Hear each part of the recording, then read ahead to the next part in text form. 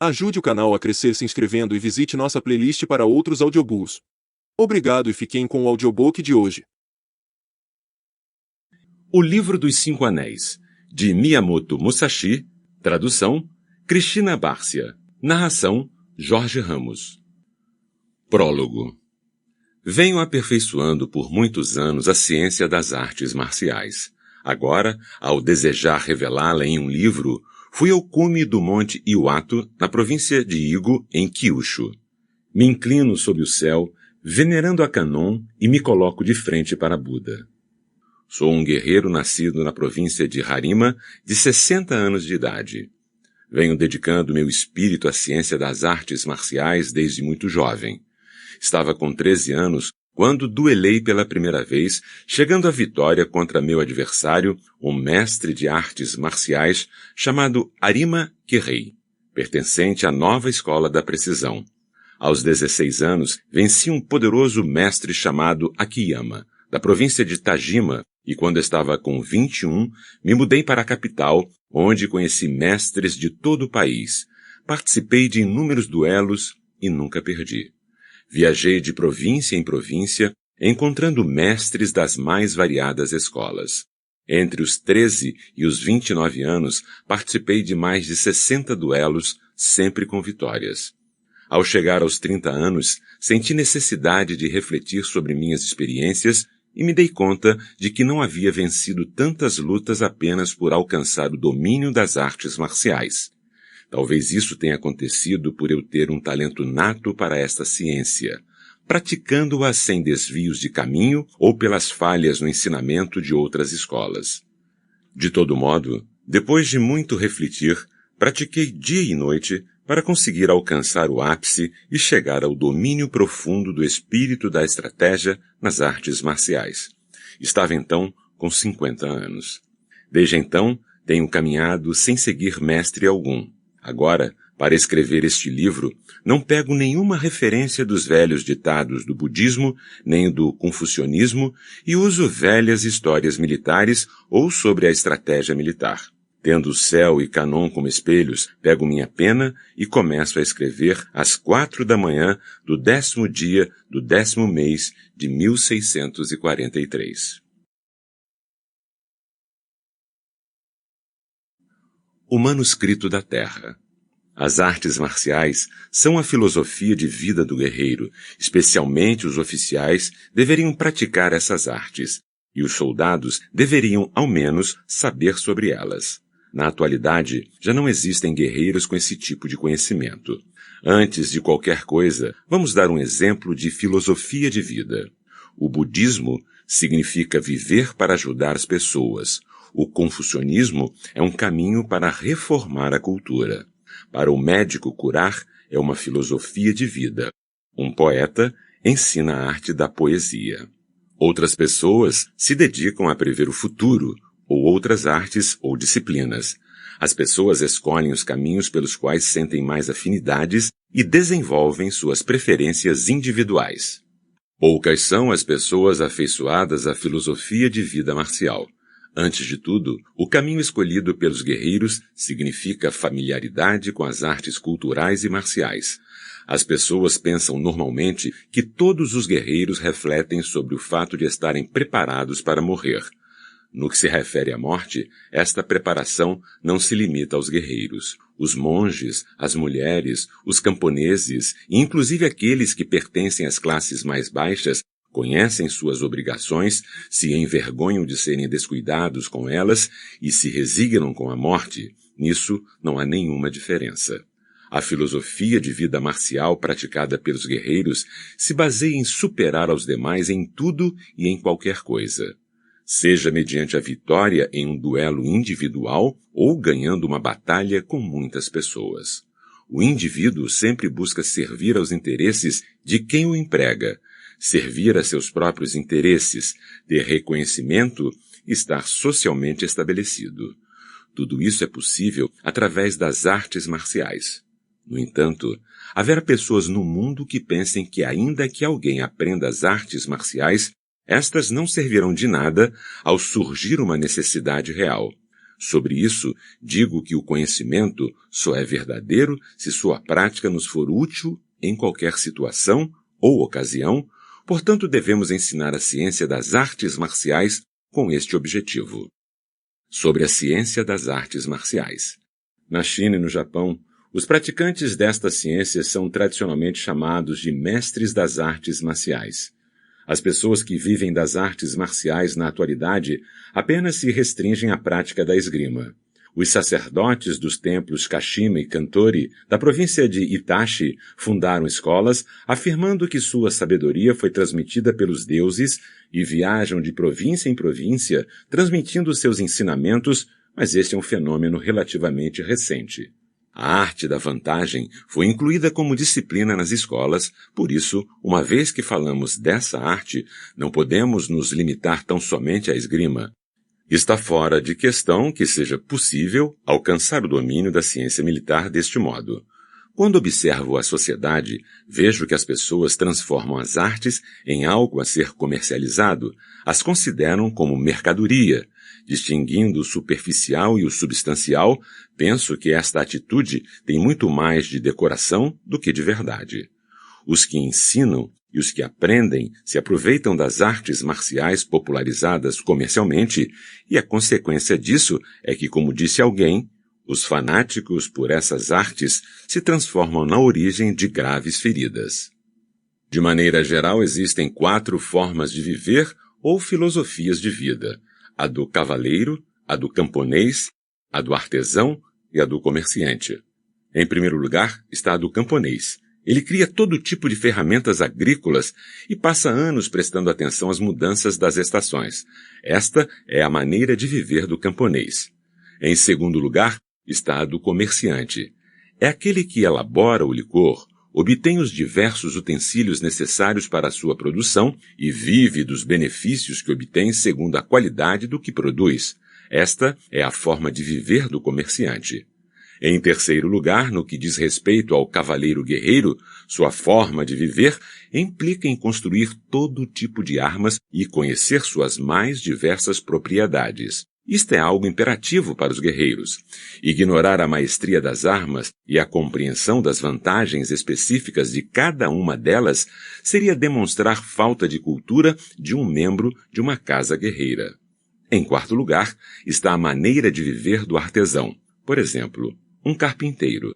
Ele fabrica de forma habilidosa todo tipo de ferramentas, sabe como usar cada uma delas com perícia, desenha corretamente os projetos utilizando o esquadro e a régua, e vive através da prática diligente de suas técnicas. Descobriremos a ciência das artes marciais comparando-a com a disciplina do carpinteiro. A história do carpinteiro é utilizada como uma metáfora com referência ao conceito de casa. Falamos de casas aristocráticas, casas militares e casa das artes. Dizemos que uma casa se derruba ou que uma casa se mantém e também falamos de uma ou outra tradição e estilo. Assim como usamos a expressão casa, usei a disciplina do mestre carpinteiro como metáfora. Em chinês, a palavra carpinteiro se escreve com caracteres que também significam grande perícia ou grande mestre. Portanto, já que a ciência das artes marciais implica em uma grande habilidade e um bom planejamento, a comparo com a carpintaria. Se você quer aprender essa ciência, reflita sobre esse livro. Deixe que o mestre seja a agulha, o discípulo o fio, e pratique sem descanso. A comparação entre a ciência das artes marciais e a carpintaria. Como o mestre carpinteiro é o diretor e organizador geral de todos os outros carpinteiros, sua obrigação é compreender as leis do país, averiguar as normas de cada lugar e cumprir com os regulamentos da própria carpintaria. O mestre carpinteiro, por conhecer as medidas e desenhos de todo tipo de estruturas, emprega as pessoas. Por este aspecto, o mestre carpinteiro é igual ao mestre guerreiro. Ao escolher a madeira para construir uma casa, ele presta atenção na característica de cada uma. A que é reta, não tem nós e tem bom aspecto, pode ser usada como coluna. A que tem alguns nós e não é reta nem forte, pode ser usada como coluna traseira. A que é algo frágil, mas não tem nós e parece boa. É usada de várias formas para construir batentes, lintéis e biombos. Cada madeira serve para uma determinada coisa no projeto da construção. Assim, levando em conta o material, a casa irá durar muito tempo. Inclusive a madeira com nós retorcida e frágil pode ser usada como andaime e posteriormente como lenha. Quando o mestre carpinteiro lidera os operários e conhece seus diversos níveis de capacidade, delega as tarefas apropriadas a cada um. Alguns irão colocar o piso, outros as portas e biombos, alguns irão construir os pórticos, batentes, tetos, etc. O que tem pouca qualificação irá cimentar, e aquele que não tem qualificação alguma irá fabricar cunhas para nivelamento dos pisos.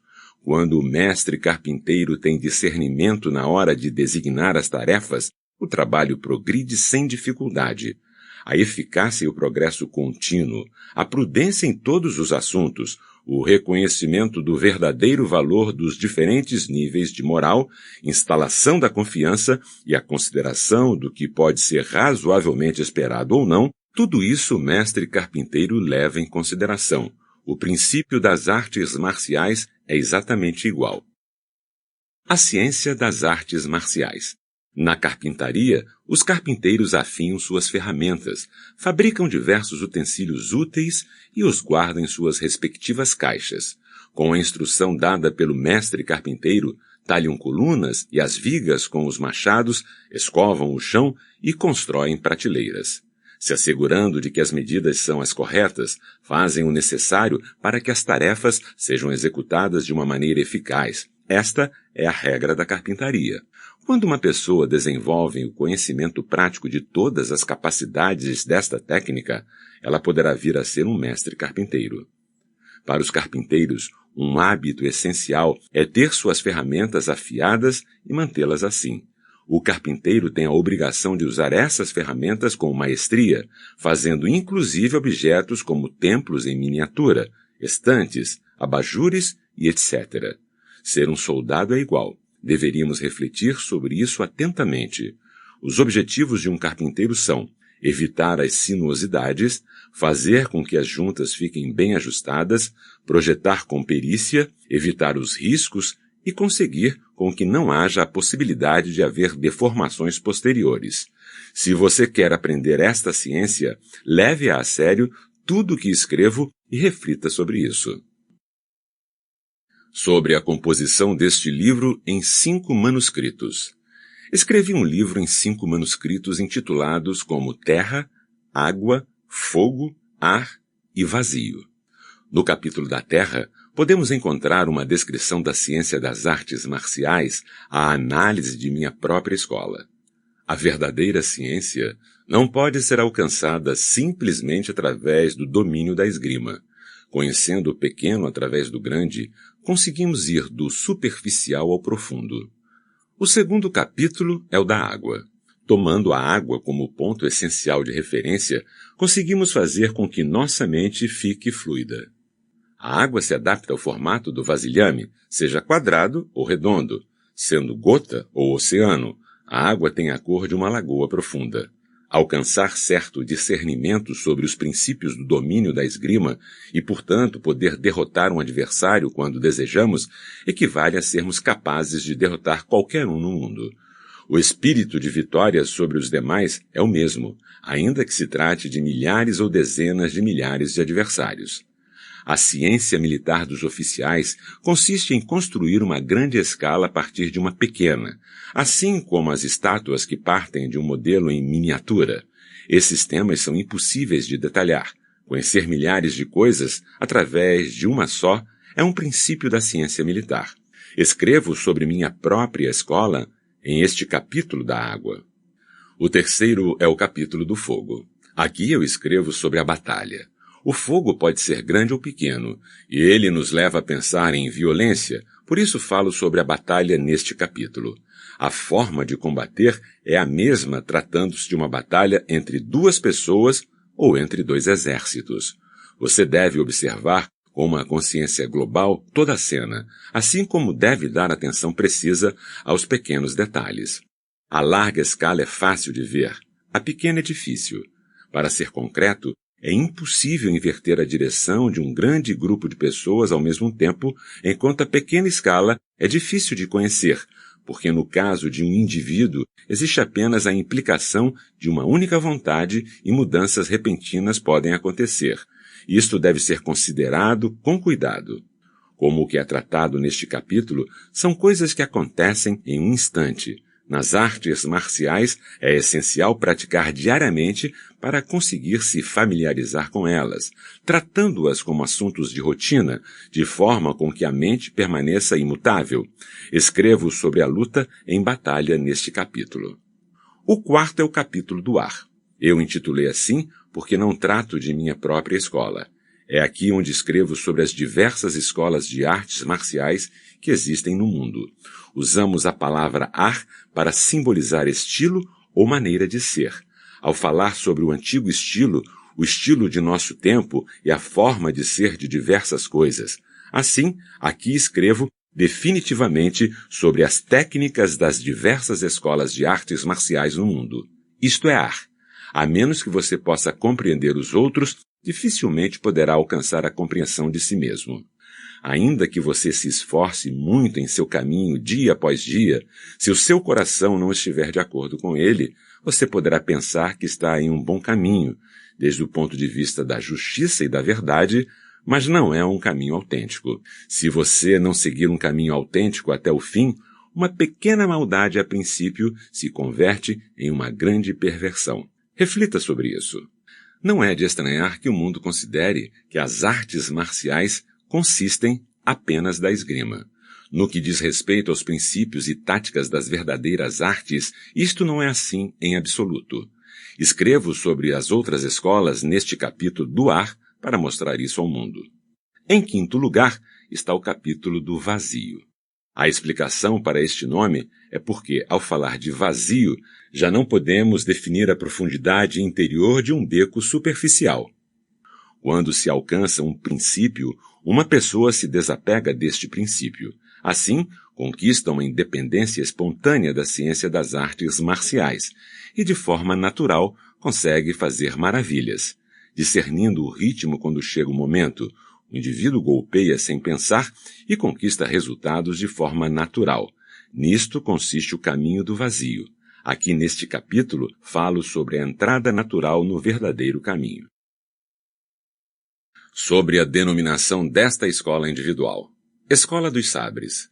Falamos dos sabres porque é obrigação de todos os guerreiros, tanto oficiais quanto soldados, manejar bem estas armas. Antigamente, estes se chamavam Tachi e Katana, ou o Grande Sabre e o Sabre.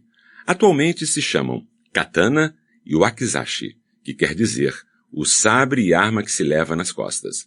No Japão, o costume é o de levá-los em ambos os lados, tanto se o guerreiro sabe manejá-los ou não. Chamei nossa escola de a escola dos dois sabres para ensinar a vantagem de levar os dois. A lança e outras armas são parte do equipamento do guerreiro. Na nossa escola, o principal para os principiantes é praticar a ciência de empunhar os sabres, o grande em uma mão e o pequeno em outra.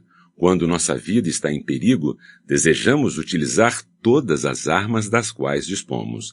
Nenhum guerreiro quer morrer com seus sabres embainhados. No entanto, quando se tem algo em cada mão, é difícil esgrimir com a mesma liberdade. Meu objetivo é que você se acostume a manejar o sabre grande com uma mão só. Com armas grandes como a lança, não há escolha. Mas o sabre comprido e o curto são armas que podem ser manejadas com uma mão apenas. O problema de manejar um sabre comprido com ambas mãos é que não é fácil fazer isso quando se está a cavalo e não é adequado quando se corre. É difícil em um terreno pantanoso, em campos com barro, planícies pedregosas, caminhos ou lugares com muita gente. Quando temos um arco ou uma espada na mão esquerda, ou qualquer outra arma que estejamos manejando, se pode empunhar o sabre comprido com apenas uma mão. Por isso, manejar o sabre com as duas mãos não é um caminho autêntico. Quando é impossível golpear a morte utilizando uma mão só, use então as duas para fazê-lo. mas isto não deveria exigir um grande esforço. O sabre comprido pode parecer pesado e impossível de manejar no começo, mas com qualquer coisa é assim quando se começa. De qualquer maneira, quando nos familiarizamos com cada uma das armas, a dificuldade vai desaparecendo. Então, quando alcançamos o poder do método, fica fácil o manejo. Brandir o sabre comprido rapidamente não é a maneira correta, como ficará claro na segunda parte, o capítulo da água. Este sabre pode ser usado em lugares espaçosos e o curto em lugares menores. Esta é a ideia essencial para começar. Em nossa escola, você aprende a ser vitorioso com o sabre comprido e com o curto. É melhor manejar 2 sabres do que um comprido quando se está lutando sozinho em uma briga. Também é vantajoso quando queremos fazer prisioneiros. Pontos como este não precisam ser detalhados exaustivamente. De cada um deles, milhares de coisas podem ser inferidas. Quando você tem obtido o domínio da prática da ciência das artes marciais, não haverá nada que não consiga ver. É necessário refletir profunda e cuidadosamente sobre isso. Sobre o conhecimento dos princípios das palavras, artes marciais. Quem aprendeu a manejar bem o sabre comprido se chama normalmente de mestre de artes marciais. Nesta profissão, alguém que sabe usar bem o arco é o arqueiro, enquanto o que aprendeu a usar o fuzil se chama fuzileiro. Se seguirmos esse modelo, aquele que aprende a usar bem o sabre deveria ser chamado de homem de sabre comprido e homem com armas nas costas, posto que o arco, o fuzil, a albarda e a lança são armas dos guerreiros. São, então, técnicas das artes marciais. No entanto, é lógico falar sobre esta ciência com referência específica ao sabre comprido. A sociedade e as pessoas são mantidas em ordem pelos poderes desta arma e ela é a origem das artes marciais. Quando você alcançar a capacidade para manejar este sabre, poderá vencer 10 homens com apenas uma mão. Quando é possível vencer 10 homens com apenas uma mão, então é possível vencer a 1000 homens com 100 e 10.000 com 1000. Por isso, nas artes marciais de nossa escola, um homem é igual a 10.000. No que se refere à maneira de viver, eles também são budistas, mestres na arte do chá, mestres de etiqueta, bailarinos, etc. Inclusive, se você não vive nada disso, mas tem um amplo conhecimento de tudo, poderá enxergar cada uma dessas filosofias de vida em todas as coisas. De todo modo, como seres humanos, é essencial para cada um de nós cultivarmos e polir nosso caminho individual. Sobre o conhecimento das vantagens das armas nas artes marciais. Ao distinguir as vantagens de cada uma, descobrimos que sempre existe um momento e uma situação em que uma ou outra é apropriada. O sabre curto é principalmente vantajoso em lugares pequenos ou estreitos, quando você está muito perto do adversário. O comprido pode normalmente ser usado em todas as situações. A alabarda parece ser inferior à lança no campo de batalha. A lança é a vanguarda e a alabarda é a retaguarda. Com o mesmo grau de treinamento, alguém com uma lança tem um pouco mais de vantagem. Tanto o uso da lança quanto da alabarda depende das circunstâncias. Nenhuma das duas é muito útil em ações com muita gente envolvida.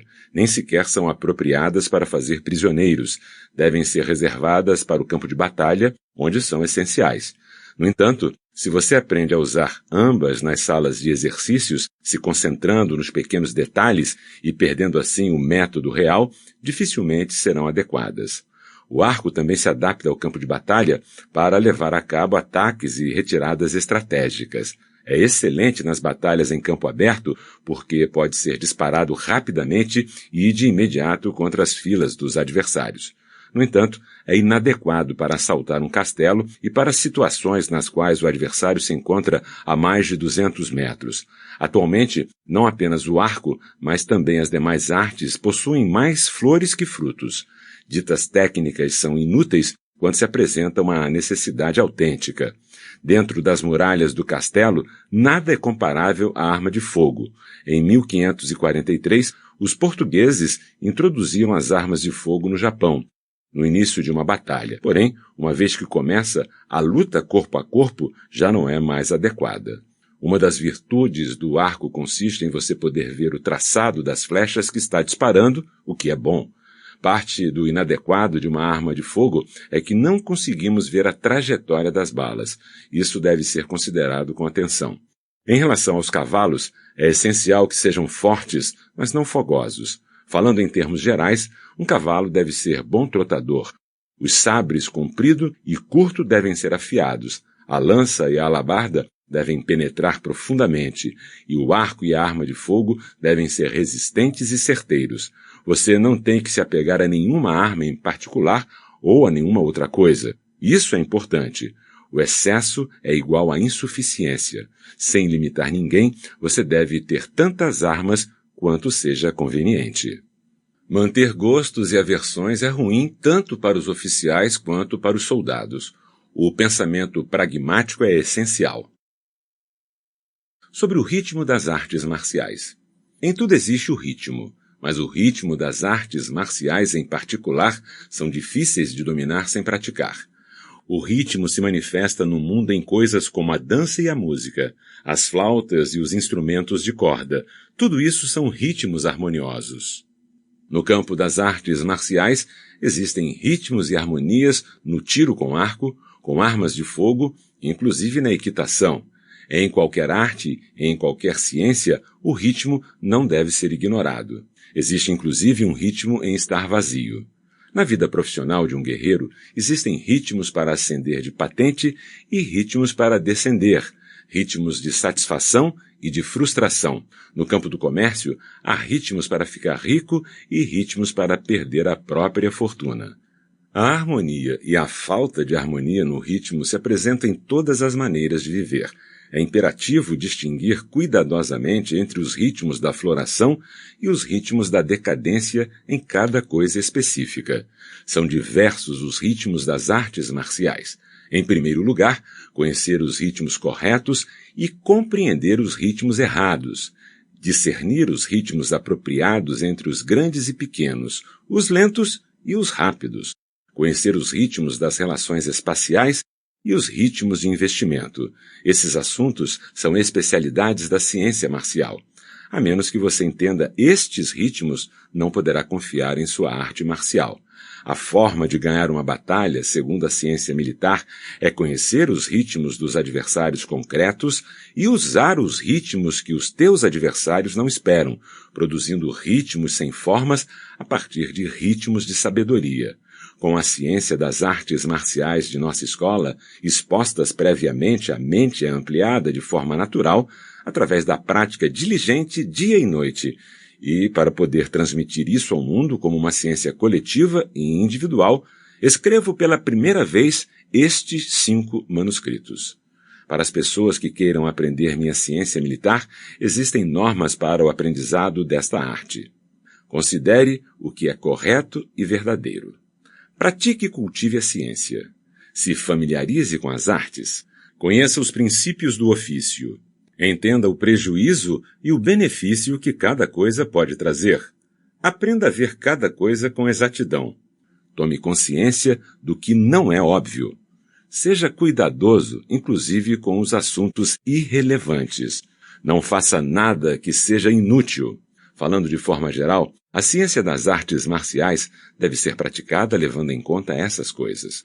Uma vez que você tenha aprendido os princípios, não deverá ser derrotado em nenhum combate individual contra 20 ou 30 adversários. Antes de tudo, mantenha as artes marciais em teu espírito e trabalhe diligentemente de forma direta. Então, poderá vencer com tuas mãos e poderá derrotar os demais vendo com os teus olhos. E mais, quando você refinar tua prática até o ponto de alcançar a liberdade de todo o teu corpo, poderá vencer os demais por meio de teu corpo. E teu espírito treinado nesta ciência poderá também vencer os demais por meio do espírito. Quando alcançar este ponto, como poderá ser derrotado por alguém? Da mesma forma, a ciência militar em grande escala consiste em ganhar conversando com as pessoas boas, empregando um grande número de pessoas, vencer na atitude correta de conduta pessoal, ganhar o governo das nações, ganhar o cuidado do povo humilde. O conhecimento de como evitar a derrota frente aos demais, como ajudar a si mesmo e como incrementar a própria honra é parte da ciência militar. O manuscrito da água. O núcleo da Escola dos Dois Céus das Artes Marciais se baseia na água. Neste capítulo falo sobre o sistema do sabre comprido de nossa escola. É absolutamente impossível escrever sobre esta ciência com a precisão que a entendo em meu coração. No entanto, ainda que as palavras sejam insuficientes, os princípios devem ser evidentes por si mesmos. Em relação ao que está escrito aqui, você pode se debruçar sobre cada uma das palavras. Se pensar nelas de uma forma geral, irá interpretar mal muitas coisas. No que diz respeito aos princípios das artes marciais, ainda que eu tenha escrito em vários trechos referências a duelos entre duas pessoas, é essencial entendê-las também em termos de batalha entre dois exércitos, vendo-as em grande escala. Nesta forma de viver em particular, se você errar o caminho, ainda que levemente, se você se desviar do caminho justo, irá cair em estados negativos. A ciência das artes marciais não consiste simplesmente em ler estes escritos. Ao aceitar pessoalmente o conteúdo deste livro, não pense simplesmente que está aprendendo e não imite nada do que está aqui. Tome os princípios como se estivesse descobrindo-os com teu próprio espírito. Se identifique com eles constantemente e trabalhe sobre eles com cuidado. A atitude do espírito nas artes marciais. Na ciência das artes marciais, o estado de espírito deve ser o mesmo que na vida cotidiana. Quando praticar as artes marciais, não permita que haja mudanças. Com o espírito aberto e direto, nem tensionado, nem relaxado demais, a mente concentrada de forma a que não haja desequilíbrio. Relaxe tranquilamente tua mente e saboreie totalmente este momento de tranquilidade, de forma que este relaxamento não seja interrompido por um instante sequer. Ainda que esteja tranquilo, teu espírito estará alerta. Ainda que esteja se sentindo ameaçado, teu espírito não estará. A mente não é arrastada pelo corpo, e o corpo não é arrastado pela mente. Ponha a atenção à mente, não ao corpo. Não permita que haja insuficiência nem excesso em tua mente. Ainda que superficialmente tenha o ânimo frágil, permaneça forte por dentro e não deixe que outros enxerguem tua mente. Isto é essencial para aqueles que são fisicamente pequenos para saber como ser grande, e para aqueles que são fisicamente grandes para saber como é ser pequeno. Tanto se você é fisicamente grande quanto pequeno, é essencial manter o espírito livre de desvios subjetivos. Deixe teu espírito despejado e aberto, pondo teu intelecto em um vasto plano. É essencial polir o intelecto e o espírito. Uma vez que tenha usado teu intelecto até o ponto em que possa distinguir o que é verdade e o que não é no mundo, em que possa dizer o que é bom e o que é ruim, e quando já tenha experimentado vários domínios e já não possa ser enganado pelos outros, teu espírito terá se imbuído do conhecimento e da sabedoria da arte da guerra. Existe algo especial sobre o conhecimento dessa arte. É imprescindível dominar os seus princípios e aprender a permanecer como um espírito imutável, inclusive quando estiver no coração da batalha. Atitude física nas artes marciais. No que diz respeito à aparência física, o rosto não deve olhar para baixo, para cima, nem ficar de lado. Teu olhar deve ser fixo e firme. Não enrugue a testa, mas forme um sulco entre as sobrancelhas. Mantenha os olhos imóveis e tente não piscar. Feche ligeiramente os olhos. Trate de manter uma expressão serena no rosto, com o nariz reto e o queixo levemente à frente.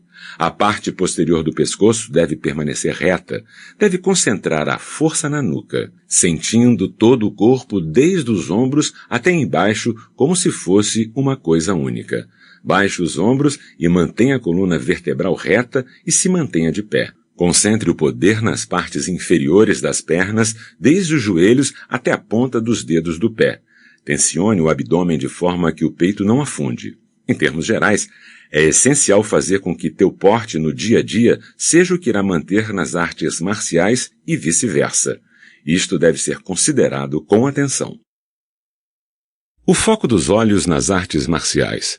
Os olhos devem estar focados para otimizar o alcance e amplitude da visão.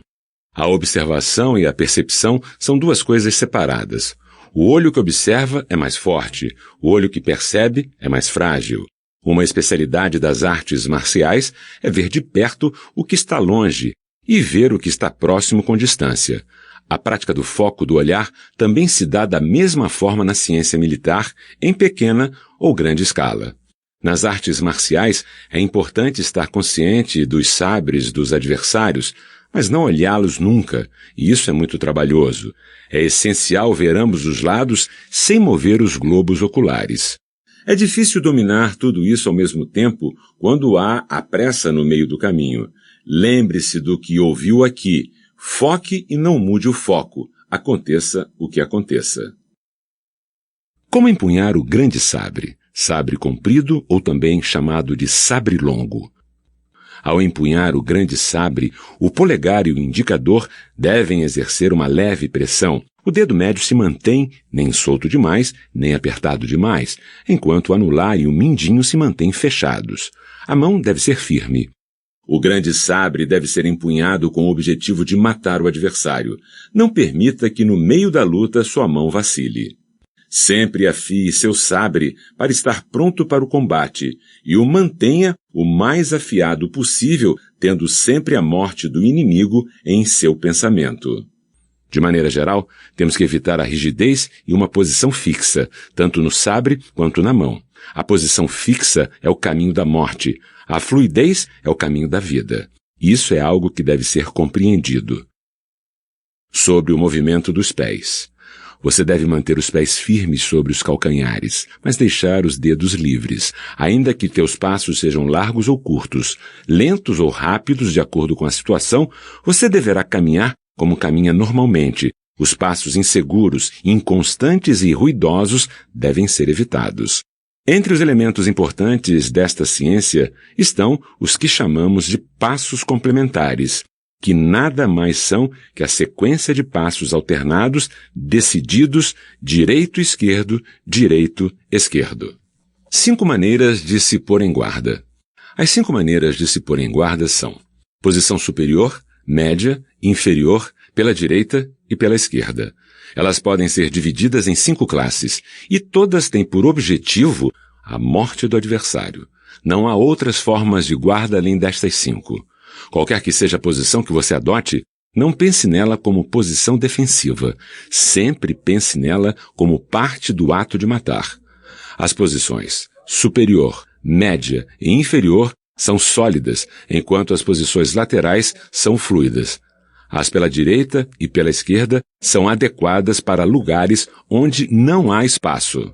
O importante é se dar conta de que a posição mais perfeita é a média. Aqui está todo o conhecimento de se colocar em guarda. Considere como na ciência militar em grande escala. O centro corresponde à posição do general, enquanto as outras 4, os soldados que o seguem. O caminho do grande sabre. Conhecer o caminho do grande sabre significa que, ainda que você esteja segurando o sabre com os dedos, saberá como usá-lo facilmente. Quando tentar brandir rapidamente o grande sabre, estará se afastando do seu caminho e, portanto, terá dificuldade em manejá-lo. A ciência consiste em brandir o grande sabre tranquilamente, de forma que seja fácil de fazer.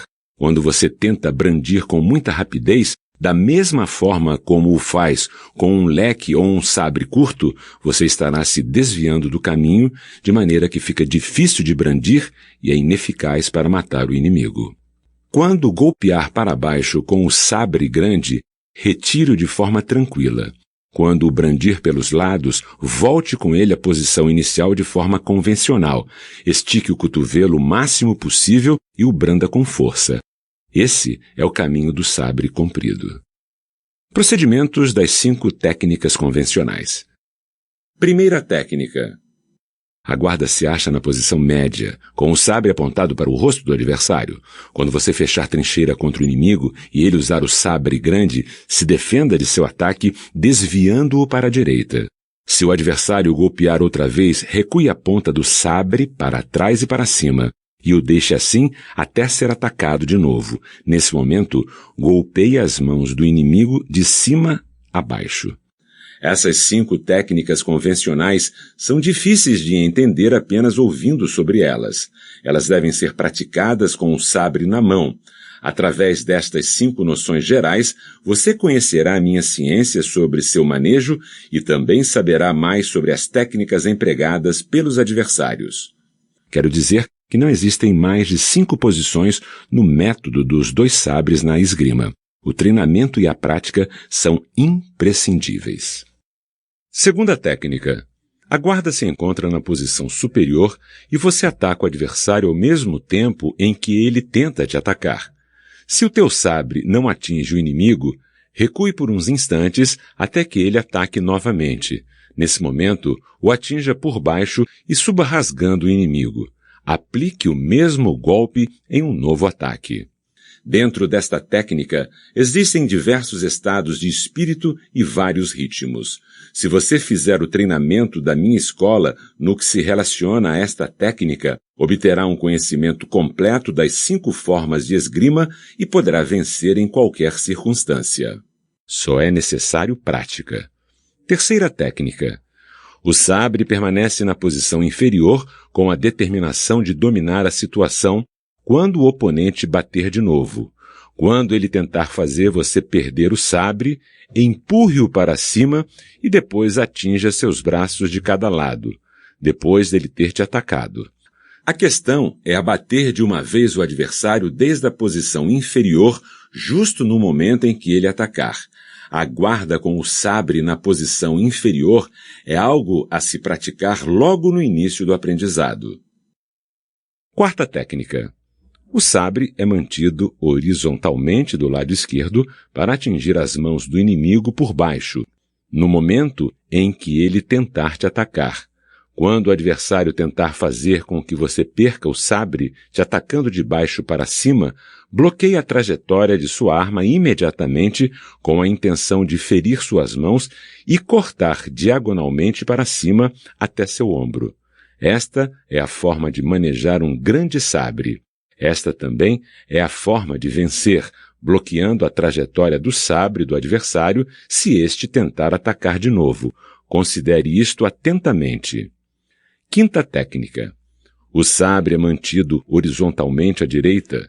Quando localizar o ataque do adversário, branda teu sabre desde o lado inferior em diagonal para cima até a posição de guarda superior e depois dê o golpe diretamente desde cima. Isto também é essencial para adquirir a maestria na utilização deste tipo de sabre. Quando você conseguir empunhar um sabre com esta técnica, poderá empunhar com liberdade um sabre maior e mais pesado. Estas 5 técnicas convencionais não devem ser descritas com detalhes. Para compreender a utilização do grande sabre na minha escola e compreender também de forma geral os ritmos e distinguir as táticas de esgrima dos adversários, primeiro utilize estas 5 técnicas para desenvolver constantemente suas habilidades. Inclusive, quando lutar contra os adversários, aperfeiçoe o uso do sabre comprido, sentindo o espírito do adversário, utilizando os diversos ritmos e obtendo a vitória de qualquer jeito. Isso exige atento discernimento. Sobre o ensino de ter uma posição sem ter. Ter uma posição sem ter, ou uma guarda sem guarda, significa que o sabre grande ou comprido não deve ser mantido em uma posição fixa. No entanto, já que existem 5 formas de posicionar o sabre, as guardas devem se adaptar a elas. Onde manter o sabre depende da tua relação com o adversário, depende do lugar e deve se adequar à situação. De toda forma, sempre que o empunhe, o que você deve manter em mente é que deve ser fácil matar o adversário. Às vezes, na posição de guarda superior, temos que nos abaixar um pouco, de forma que se transforme em uma posição média, enquanto na guarda média podemos nos elevar um pouco, dependendo da vantagem que possamos obter com isso, de forma que se converta em uma posição superior. Há ocasiões em que a guarda inferior também se eleva um pouco para converter-se em posição média. As duas posições laterais também podem ser deslocadas um pouco para o centro se você estiver frente a frente com o adversário, obtendo como consequência ou uma guarda média ou uma inferior. Desta forma, o princípio consiste em ter uma posição de guarda sem ter uma posição específica. Sempre, ao levantar o sabre, em qualquer situação, em qualquer momento, tenha em mente que o objetivo é matar o inimigo. Ainda que interceptemos, desviemos ou consigamos bloquear o golpe do adversário e imobilizemos ou obstruímos sua trajetória, todos estes movimentos viram oportunidades para acabar com o inimigo. E isso deve ser compreendido. Se você apenas pensar na luta e não no objetivo da luta, você será incapaz de subjugar o adversário. É essencial pensar em tudo como uma oportunidade para matar. Isto deve ser considerado. Na ciência militar em grande escala, a disposição das tropas está pensada junto com a formação das mesmas. Por isso, cada caso é uma oportunidade para ganhar uma guerra. A posição fixa é ruim. Isto deve ser trabalhado com profundidade. Atingir o adversário num só momento. Entre os ritmos utilizados para atingir um adversário, existe o que chamamos de um só momento, encontrando uma posição em que você possa alcançar o adversário, se dando conta do momento em que ele ainda não sabe bem o que fazer.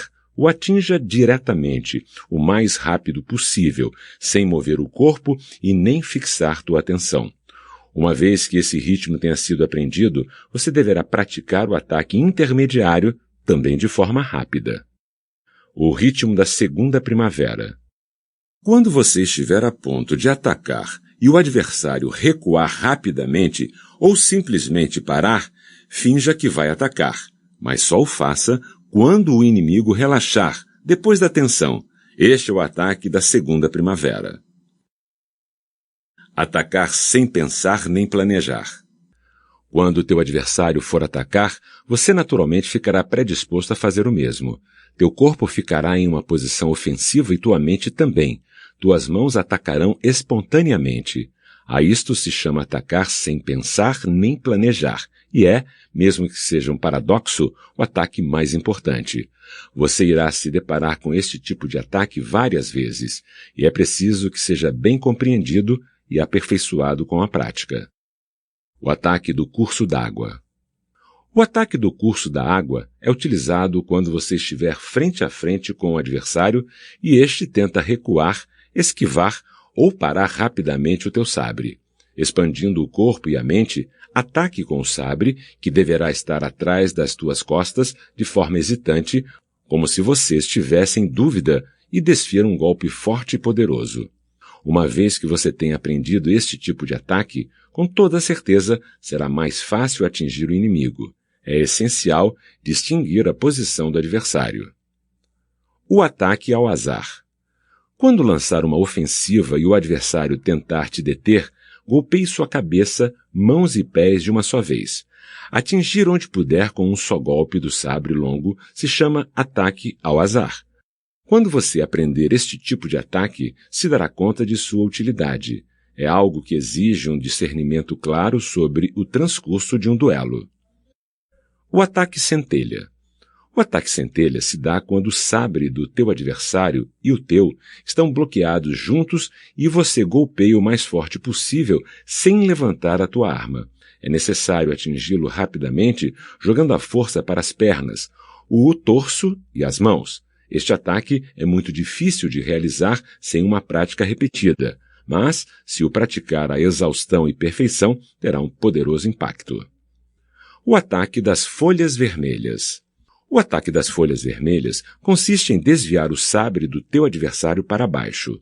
Quando o inimigo tentar te atacar, golpear ou se defender, golpeie com força sua arma no espírito do ataque sem pensar nem planejar, ou no espírito do ataque centelha. Quando você executar corretamente esta técnica, golpeando com a ponta do sabre apontada para baixo, a arma do teu adversário cairá irremediavelmente. Se praticar este ataque à perfeição, será fácil desarmar o inimigo. O corpo no lugar do sabre. Nesse sentido, o corpo também pode substituir o sabre. Em geral, quando ficar na ofensiva, tua arma e teu corpo não se lançam simultaneamente ao ataque, dependendo das oportunidades que você tiver de atingir teu adversário. Primeiro, adote uma postura ofensiva com teu corpo e tua arma lutará com independência dele. Você também poderá atingir o inimigo com tua arma sem mover o corpo, mas geralmente primeiro vem a ofensiva com o corpo para depois golpear com o sabre. É necessário muita prática e atenção para realizar este ataque. Atacar e alcançar. Por atacar e alcançar, quero dizer duas coisas diferentes. O sentido de atacar consiste em que, seja qual for o tipo de golpe utilizado, você o fará de maneira deliberada e certeira. Alcançar quer dizer algo como chocar com alguém. Ainda que você se choque com teu adversário de uma forma tão forte que o mate, isso não é atacar. Um ataque se dá quando você consciente e deliberadamente desfere o golpe que quer. E isso exige reflexão. Alcançar um adversário tocando suas mãos e pernas primeiro, para depois desferir um poderoso ataque, é algo como sondar o inimigo. Se você realmente aprender a dominar isso, será algo extraordinário. Isso custa muito trabalho. O corpo do macaco de braços curtos. Nesta posição, a ideia é alcançar o adversário rapidamente antes que ele ataque, sem esticar os braços. Mova todo o corpo rapidamente para entrar no campo defensivo do adversário. O corpo colado. Significa entrar no espaço do adversário e grudar a ele. Quando entrar no campo defensivo do inimigo, você deve se colar com força à sua cabeça, a seu corpo e às suas pernas. A maioria das pessoas consegue fazer isso rapidamente com suas cabeças e pernas, mas normalmente o corpo fica afastado. Colar a um adversário é se unir a ele de tal maneira a não deixar espaço entre vocês. Pratique esta tática. Competir em estatura. Significa que quando você estiver próximo de um inimigo, baixo, qualquer circunstância, estique as pernas, o peito e o pescoço, de forma que teu corpo não se contraia. Se aproxime do adversário com força, ponha teu rosto na altura do rosto dele, como se quisesse comparar tua altura com a dele para provar que você é o mais alto dos dois. O ponto essencial consiste em maximizar tua altura e se aproximar totalmente. Isto exige um trabalho cuidadoso. Grudar o sabre. Quando você e teu adversário estão lutando e ele detém o teu ataque, se aproxime com o teu sabre grudado no sabre dele. Grudar dificulta a separação dos sabres. Você o deve manter grudado com força. Existe o estar grudado e o estar travado. Estar grudado é mais forte que estar travado. Isso deve ser distinguido. O ataque com o corpo. Este ataque se dá quando você se aproxima pelo lado do adversário e o golpeia com teu corpo. Virando teu rosto levemente de lado, avance levemente teu ombro esquerdo e o atinja no peito. Ao golpeá-lo, exerça toda a força possível. A ideia deste ataque consiste em aproximar-se com um salto no momento de máxima tensão. Uma vez que você aprenda a se aproximar desta maneira, poderá projetar teu inimigo vários metros para trás. É possível até atingir o adversário com tanta força que o mate, mas isto exige prática e treinamento. 3 formas de parar um ataque. Para parar o golpe do sabre de teu adversário, finja que o vai ferir nos olhos. Desvie o seu sabre com o teu para a tua direita, parando assim o ataque. Outra forma de parar um ataque é fingir que irá apunhalar o adversário no olho direito com a intenção de cortar-lhe o pescoço.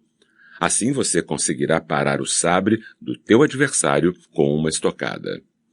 A terceira forma é a seguinte. Quando um adversário atacar, se aproxime fingindo não querer bloquear o golpe. Se aproxime dele como se quisesse golpear seu rosto com a tua mão esquerda. Apunhalar o rosto. Quando estiver em igualdade de condição com um adversário, é essencial pensar em estocar seu rosto com a ponta de teu sabre nos intervalos da luta. Quando tiver a intenção de apunhalar seu rosto, o teu inimigo tentará pôr seu corpo e rosto fora de alcance. Assim que consiga que teu adversário recue, terá conseguido muita vantagem que te ajudará na vitória. Você deve trabalhar isso com cuidado. No meio da batalha, quando um adversário tentar se colocar fora de alcance, você já terá vencido. Por isso, é imprescindível não esquecer a tática de apunhalar o rosto. Esta prática deve ser cultivada ao longo do curso de artes marciais. Apunhalar o coração. Apunhalamos o coração quando o combatemos em um lugar onde há espaço para fazer movimentos do sabre por cima da cabeça para os lados, de forma a atingir teus adversários. Para que o sabre do teu inimigo falhe, você deverá avançar com o sabre apontado diretamente para ele, fazendo-o recuar um pouco, o suficiente para poder afundar o sabre em seu peito. Esse movimento é especialmente útil quando se está cansado ou quando tua arma não está afiada. É imprescindível discernir cada caso de maneira adequada. O grito. Utilizam-se 2 tipos de gritos, katsu e totsu, quando é lançado um ataque para vencer um inimigo e este responde. Lance os gritos de forma sucessiva e rápida. A ideia consiste em apunhalar para cima com um katsu e depois golpear com um totsu. Este movimento sempre pode ser usado em um duelo. A forma de alcançar os 2 gritos é subir a ponta do sabre no sentido de apunhalar e então golpear imediatamente enquanto se eleva o sabre. O bloqueio com ataque. Quando você está duelando e um duelista para o sabre do outro com o seu, se chama bloqueio com golpe. A ideia não é a de golpear muito forte, apenas bloquear o ataque e logo em seguida atacar o inimigo com rapidez e força. É essencial ser o primeiro em atacar. Se o teu ritmo de parada é correto, por mais poderoso que seja o ataque do teu adversário, enquanto você mantém a intenção de atingi-lo, a ponta do teu sabre nunca se inclinará. Isso deve ser aprendido com prática e estudado cuidadosamente. Uma posição contra muitos adversários. Uma posição contra muitos adversários se apresenta quando o indivíduo luta sozinho contra um grupo. Manejando tanto o sabre longo quanto o curto, mantenha um à sua direita e outro à sua esquerda, estendidos horizontalmente. A ideia é que se o inimigo te cercar, o obrigue a se situar em um único local. Quando você consiga distinguir a ordem na qual teu inimigo irá te atacar, se ocupe do que vem na vanguarda primeiro, mantendo um olho em toda a situação e determinando as posições desde as quais os adversários lançam seus ataques. Brandindo os 2 sabres ao mesmo tempo é um erro a esperar. A ideia consiste em adotar imediatamente a posição de alerta, com os sabres preparados para bloquear o adversário com um poderoso ataque, dominá-lo e assim por diante com cada inimigo que chegue. Tente reunir teus inimigos em uma linha só quando parecer que eles estão recuando, e ataque com força sem permitir um momento de descanso.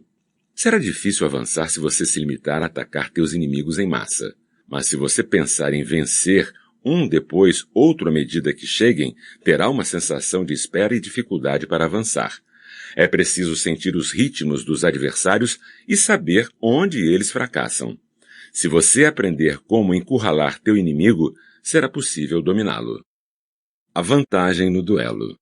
A vantagem no duelo significa compreender como obter a vitória usando o sabre longo de acordo com as leis das artes marciais.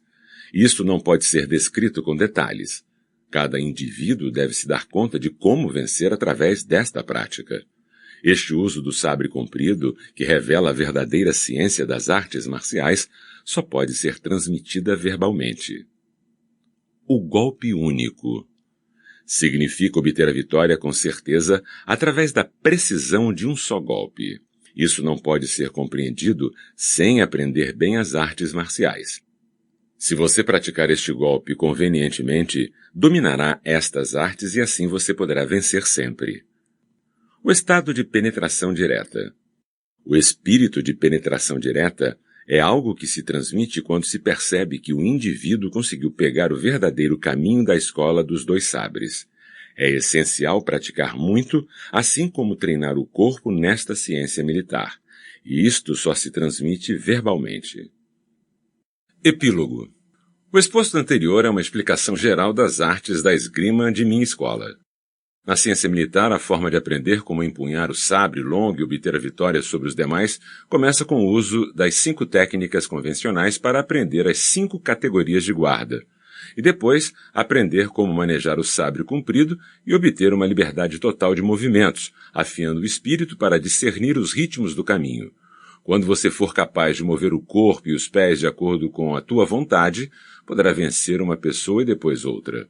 Estudando e praticando cada aspecto deste livro, lutando contra outros adversários, paulatinamente você compreenderá os princípios desta ciência, mantendo-a em teu espírito continuamente, sem pressa, desenvolvendo tuas virtudes, aceitando combater com qualquer classe de adversário, aprendendo o coração da ciência, ainda que seja um caminho de 1.600 quilômetros, você dará um passo de cada vez.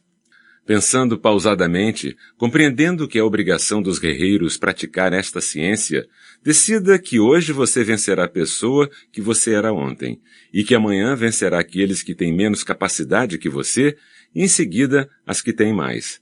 Praticando o que diz este livro, você deverá tomar a decisão de não deixar que tua mente se distraia. Ainda que você vença muitos adversários, enquanto boicotar o treinamento, não andará pelo verdadeiro caminho. Quando este princípio chega ao espírito, irá compreender inclusive como vencer centenas de inimigos sozinho. Uma vez que isso estiver bem aprendido por tua mente, também será capaz de captar os princípios da ciência militar individual ou de grande escala através do poder do conhecimento da arte do grande sabre. Isto é algo que exige total comprometimento, com 1.000 dias de treino e 10.000 dias de prática para refiná-lo.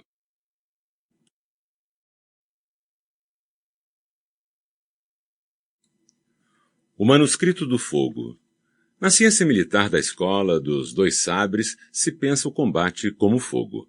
As questões relativas à vitória e à derrota na batalha são consideradas como parte pertencente ao livro do fogo, por isso as descrevo aqui. Para começar, as pessoas pensam no princípio da vantagem nas artes marciais de uma forma pequena, estreita. Alguns sabem como se aproveitar de um pequeno golpe no peito, usando as pontas dos dedos. Outros sabem como vencer se servindo de um leque mediante um movimento do antebraço. Também utilizando um sabre de bambu ou algo parecido, parecem aprender a menor vantagem da velocidade, treinando suas mãos e pés desta forma, se concentrando na tentativa de se aproveitar um pouco mais da velocidade.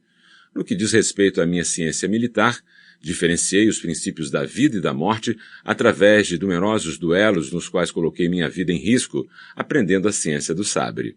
Conheci a força e a fragilidade dos golpes do sabre do inimigo, compreendi as diversas formas de afiar minha arma e pratiquei como matar os adversários. No transcurso desta ação, nunca me aconteceram percalços bobos, especialmente quando alguém está em pleno combate com a armadura. Este alguém não pensa em pequenas coisas. Além do mais, lutar sozinho contra 5 ou 10 pessoas, colocando sua vida em perigo, e encontrar uma forma segura de vencê-los, é o cerne de minha ciência militar. Assim, qual é a diferença entre a lógica de alguém que vence 10 pessoas e a de 1.000 pessoas que vencem 100.000? Temos que pensar nisso.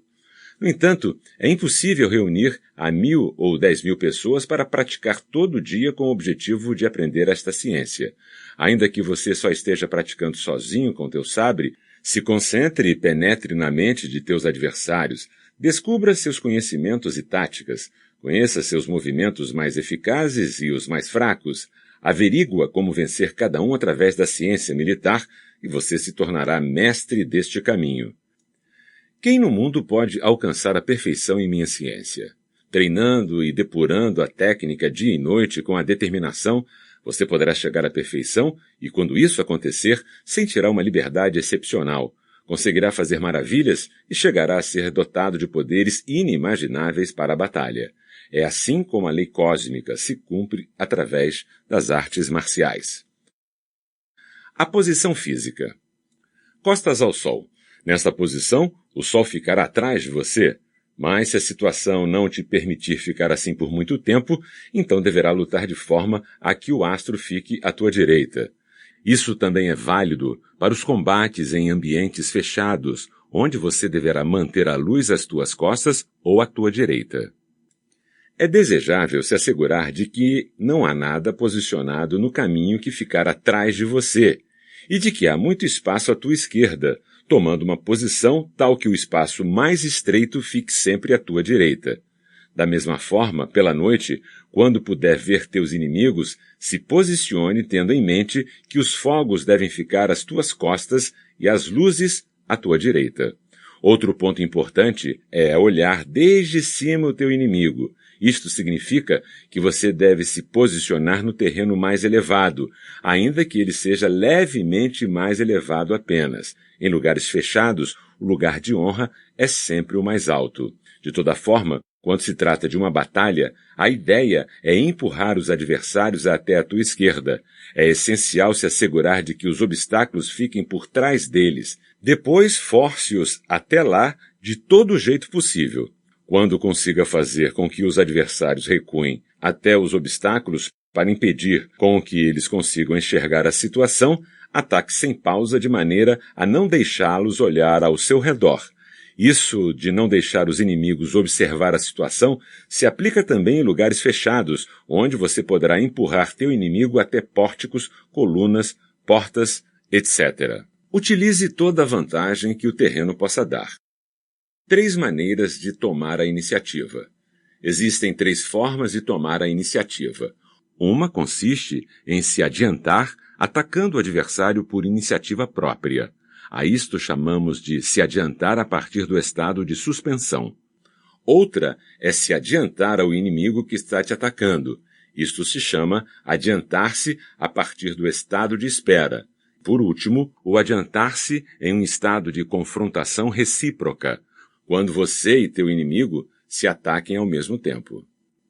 A princípio, não há outra forma além destas 3. Se trata aqui de conseguir a vitória rapidamente se adiantando. A iniciativa é algo fundamental nas artes marciais. Existem várias formas de atingir qualquer uma das 3 maneiras. Exemplos de iniciativa a partir do estado de suspensão.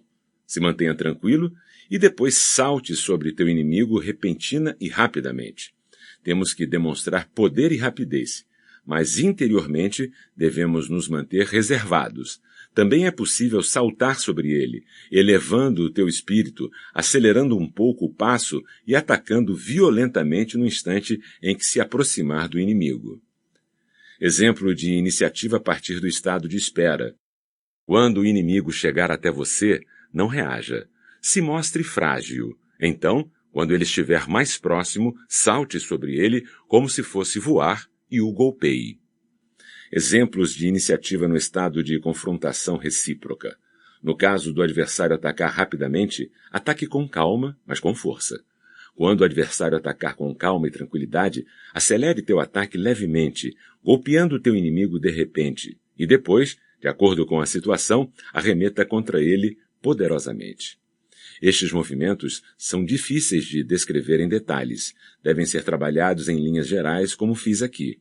Estas 3 maneiras de iniciativa dependem do tempo e da lógica de cada situação, mas ainda que não seja você o que sempre ataque primeiro, quando estiver em igualdade de condições, você deverá tomar sempre a iniciativa e pôr o adversário na defensiva.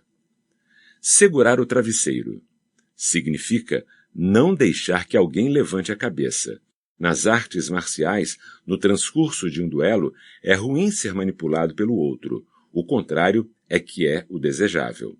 Nas artes marciais, um dos objetivos é deter o golpe do adversário e bloquear seus ataques. Se conseguir usar o segurar o travesseiro, significa que quando você consiga realmente alcançar o domínio da minha ciência, você estará apto a perceber as intenções de teu inimigo antes que ele as demonstre. Deter o ataque de um inimigo desde o início, não deixando com que ele siga seus planos, é o mote do segurar o travesseiro. Sempre que os inimigos tentarem te atacar, deixe-os continuar e faça algo inusual, ao mesmo tempo em que impeça que ele faça algo útil.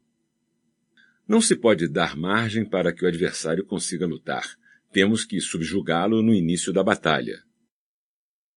Atravessar o mar.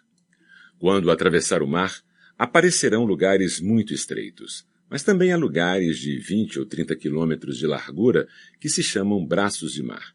Caminhando pelo mundo dos humanos, ao longo da vida, se apresentam muitas situações que poderiam ser classificadas como uma travessia por um braço de mar. Nas rotas marítimas, estando a par de toda a situação, clima, estado da embarcação, sentido dos ventos, se há ou não outras embarcações próximas, o comandante domina o barco e consegue atravessar os braços de mar sem dificuldade. Nas artes marciais, no meio da batalha, também é essencial atravessar o braço de mar. Sinta o estado dos adversários, seja consciente de tua própria maestria e atravesse o braço de mar assim como o comandante faz com seu navio. Para atravessar o braço de mar, ponha o inimigo em posição de fragilidade e arremeta contra ele. Então, vencerá rapidamente. Esse movimento deve ser bem estudado e, quando utilizado, saboreado profundamente. Conhecer o estado das coisas.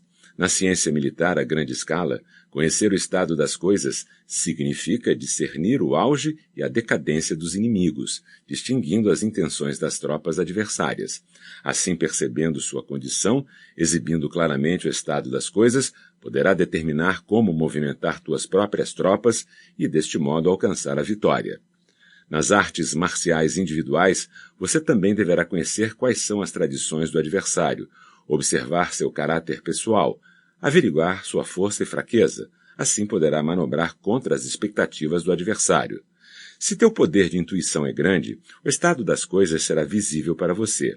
Uma vez que tenha alcançado a maestria completa das artes marciais, será capaz de adivinhar o espírito de teus inimigos e encontrar assim muitas maneiras de vencer.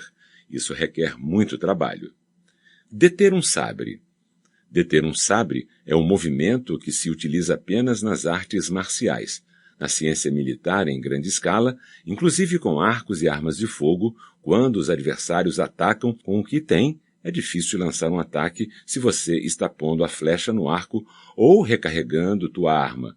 A ideia consiste em atacar rapidamente enquanto o inimigo está tentando disparar. O sentido desta ação é que, se você atacar rapidamente, será difícil usar as flechas contra você ou atirar contra você. Do mesmo modo, no contexto das artes marciais individuais, se você golpear o início do ataque do sabre o teu inimigo, o combate se transformará em um caos, em um movimento de golpes desordenados e não se chegará a nenhum lugar. Quando um adversário golpear com seu sabre, supere seu ataque bloqueando o sabre com teu pé, para que ele não possa tentar um segundo ataque. O bloqueio não é feito tão somente com os pés. Você terá também que aprender a bloquear com o corpo, bloquear com a mente e, claro, bloquear com o sabre, de tal forma a impedir que o inimigo chegue a fazer um segundo movimento. Isto significa que você deve tomar a iniciativa em qualquer situação. Você nunca deverá golpear ao azar o adversário com o objetivo de concluir o combate de repente. Significa que você deve continuar sem ceder. Conhecer a desintegração. A desintegração é algo que acontece com todas as coisas. Quando um cavalo cai, uma pessoa ou adversário, o ritmo do tempo desmorona. Na ciência militar em grande escala, também é essencial encontrar o ritmo dos adversários quando se desmoronam e aí persegui-los sem trégua. Se você perder a oportunidade dos momentos vulneráveis, poderá perder a oportunidade do contra-ataque. Nas artes marciais individuais, também acontece do adversário perder os ritmos no combate e começar a desmoronar. Se você deixar passar esta oportunidade, o adversário irá se recuperar e frustrará a tua tentativa. É essencial reforçar firmemente o ataque no momento de qualquer perda de posição por parte de um adversário para impedir que ele se recupere. Esta forma de ataque deve ser analisada cuidadosamente. Não fazê-lo produz uma sensação de negligência. Isto é algo que exige trabalho. Se transformar no adversário. Há situações em que você deve se colocar no lugar do adversário e pensar como ele. Da maneira como vejo as coisas, se um ladrão entra numa casa, é considerado um inimigo poderoso. No entanto, desde o meu ponto de vista, todo mundo está contra ele. Se ele ficar encurralado em uma situação desesperada, os adversários serão os outros. Isto merece uma reflexão. Igualmente, na ciência militar em grande escala, se considera que os adversários são poderosos e que devemos ter cuidado com eles. Quando você tem boas tropas, conhece bem os princípios das artes marciais e sinta a forma de vencer o inimigo, não terá com o que se preocupar. Também nas artes marciais, você deve se colocar na posição do adversário. Assim, conseguirá antever seus movimentos. Reflexione muito bem sobre isso. Abandonar a quatro mãos. Quando você e o teu adversário estiverem empatados e não há progresso na luta, é fundamental mudar imediatamente teu foco. Averigue o estado do adversário e determine como vencer por meio de uma tática diferente. Mover as sombras. Mover as sombras é algo que você faz quando não pode discernir o que está pensando o adversário. Na ciência militar em grande escala, quando você não consegue conhecer o estado do inimigo, finge lançar um ataque poderoso para ver como o adversário reage. Vendo seus métodos, é fácil alcançar a vitória se aproveitando de diversas táticas adaptadas especialmente para cada caso. Também nas artes marciais individuais, quando um adversário está brandindo seu sabre atrás dele e está a ponto de atacar repentinamente, ele mostra sua intenção na arma. Uma vez que tenha mostrado perceptivelmente suas intenções, imediatamente você sentirá a vantagem e saberá como vencer com certeza. Se você não estiver atento, irá perder o ritmo. Deter as sombras. Deter as sombras é algo que se faz quando são perceptíveis as intenções agressivas dos inimigos. Na ciência militar, em grande escala, isto significa deter a ação do inimigo no mesmo momento de seu impulso para agir. Se você mostrar poderosamente aos adversários como você controla a vantagem, eles mudarão de intenção, inibidos por tua força. Também nas artes marciais individuais, utilize um ritmo de vantagem para deter a firme motivação do inimigo. Depois, encontre a vantagem para vencer no momento da pausa e tome a iniciativa. Contágio. O contágio está em tudo. Inclusive o sonho pode ser contagiado, assim como o bocejo pode contagiar. Na ciência militar, em grande escala, quando os adversários estão excitados e fica claro que têm pressa em agir, se comporte como se estivesse sonolento, dando a aparência de estar completamente relaxado e tranquilo. Faça isto e o próprio adversário se contagiará deste estado de ânimo e perderá seu entusiasmo. Essa é a hora de você esvaziar tua mente e atuar rapidamente, obtendo a vitória. Também nas artes marciais individuais, é essencial estar relaxado em corpo e espírito e se dar conta do momento em que o adversário se relaxe e tome imediatamente a iniciativa para vencer. Existe um conceito chamado embriagar que é parecido com o contágio. Um estado de ânimo embriagante é o tédio. Outra é a inquietação. Isso deve ser trabalhado em profundidade. A perturbação. A perturbação pode aparecer em qualquer situação. Uma das maneiras de perturbar o inimigo é submetê-lo a uma grande pressão. Outra é surpreendê-lo com o inesperado. Na ciência militar em grande escala, é fundamental criar perturbação. É essencial atacar com determinação enquanto as mentes do inimigo estiverem perturbadas. Aproveite o momento para tomar a iniciativa e vencer. Também nas artes marciais individuais, no começo se mostre relaxado, depois ataque repentinamente com força. Quando o espírito do adversário se desequilibrar, aproveite tua vantagem. A ameaça. Todos temos medos, principalmente do inesperado. Na ciência militar, em grande escala, ameaçar um adversário não é algo que se faça à vista. Você pode ameaçá-lo com sons, fazendo o pequeno parecer grande, realizando um movimento inesperado. Se você conseguir captar o momento do medo, poderá alcançar a vitória. Nas artes marciais, não é diferente. Você pode ameaçar com o teu corpo, teu sabre e tua voz. O essencial é fazer um movimento repentino e inesperado e aproveitar a vantagem que o medo sentido pelo inimigo criou. Trabalhe isso em profundidade. Unir-se com força. Isso acontece quando você e teu inimigo estiverem lutando a uma curta distância, exercendo uma grande força um contra o outro, e aí, ao perceber que a luta não caminha bem, você cola com força em teu adversário. O ponto essencial é aproveitar-se da oportunidade de vencer, mesmo quando estiver lutando cotovelo com cotovelo. Não deixe espaço entre vocês e perceba bem qual a vantagem você poderá tirar da situação para dar o golpe final. Atacar os lados. Na ciência militar, se você atacar o lado do inimigo mais forte, irá obter uma vantagem, já que ao destruir este lado, todo mundo se verá envolvido em um sentimento de colapso. Também é assim nas artes marciais individuais. Ao infligir dor a partes do corpo do inimigo, cada vez que o adversário faça um movimento agressivo, ele irá se debilitar paulatinamente até que ficará pronto para o golpe fatal e será derrotado. Confundir. Impedir o adversário de manter uma mente tranquila e equilibrada te dará uma grande vantagem. Tente diversas manobras de acordo com a possibilidade e o momento. Faça o adversário pensar que você irá fazer uma coisa e faça outra. Vá confundindo o inimigo até que ele não consiga mais prever teus movimentos. Assim, poderá vencê-lo. Esta é a essência da batalha e deve ser muito bem estudada. Gritos. O ponto essencial é lançá-los de acordo com a situação. Como um grito é poderoso, gritamos em casos de emergência, incêndios e tempestades. A voz mostra força e poder. Se grita para fazer com que o adversário se mova e depois de tê-lo abatido.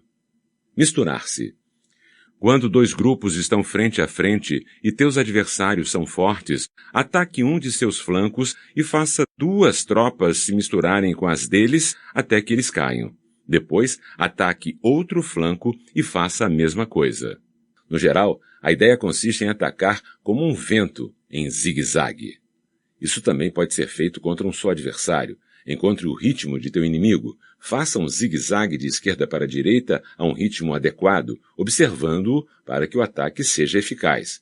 O sentido de se misturar consiste em mergulhar diretamente no meio do adversário sem vacilar teus passos. Preste atenção nisso. Esmagar. É preciso querer esmagar o adversário. É preciso enfraquecê-lo. Olhe por cima do inimigo. Mostre que você é maior e mais mortal. Desmoralize teu inimigo e concentre tua força em esmagá-lo. Isso não significa passar por cima do inimigo, mas derrotá-lo depois de estar completamente fragilizado e neutralizado. Mas cuidado! Se você não tiver controle, este movimento poderá se voltar contra você. Atenção! Quando o teu adversário não tiver a mesma capacidade que você, ou quando seu ritmo cair, ou quando ele começar a recuar, é essencial não deixá-lo recuperar o fôlego. Isto deve ser estudado muito cuidadosamente. A mudança da montanha e o mar. A montanha e o mar.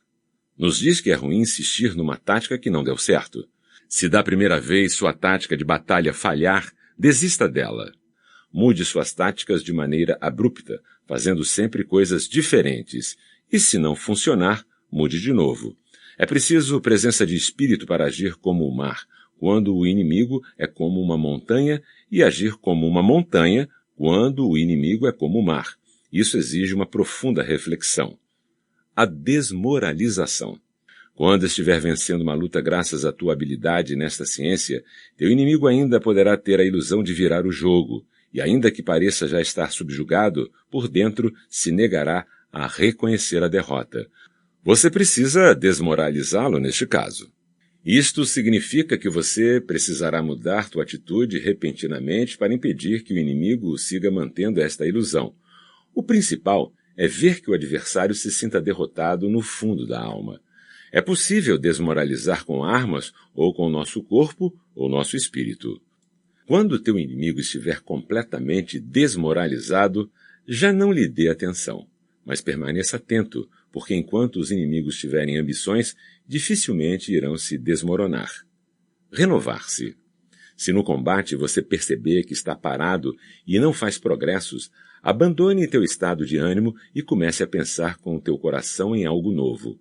Quando atingir o ritmo, você saberá como vencer. Isto é, se renovar. Não tenha medo de mudar teus planos, de mudar tua consciência em relação à batalha e tuas perspectivas. Assim, conseguirás chegar à vitória. Pequeno e grande. Quando você se encontrar em meio a coisas insignificantes, mude de repente a uma grande perspectiva. Mudar do grande para o pequeno é uma parte importante da ciência da arte da guerra.